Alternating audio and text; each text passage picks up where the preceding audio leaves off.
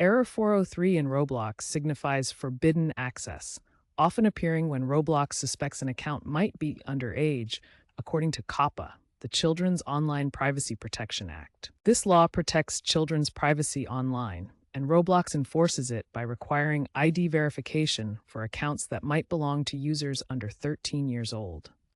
Since 2023, Roblox requires ID verification for flagged accounts, usually requesting a photo ID like a driver's license or passport to confirm the user's age. Accounts get flagged based on factors like device data, IP location, and in-game behavior that suggest the user might be underage. If the ID verification fails or there's a system glitch, Error 403 blocks access to games, avatar customization, chat features, and in-game purchases.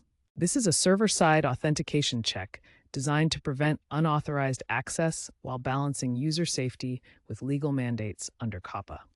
The first step when encountering Error 403 is to ensure your ID submission is complete and valid.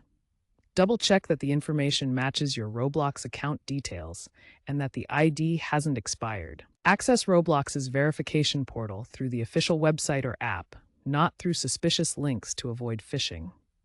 If your ID was rejected, carefully review the reason provided and resubmit with corrected information. Be patient, as verification queues can cause delays of 24-72 hours. If the issue persists, contact Roblox support directly through their official channels, providing your account details and a clear explanation of the problem. Avoid third-party solutions or unofficial fixes, as these can compromise your account security. Monitor Roblox's status page and community forums for widespread issues, as server-side bugs can sometimes trigger Error 403. If you believe the age verification is incorrect, file a formal appeal with Roblox, providing supporting documentation.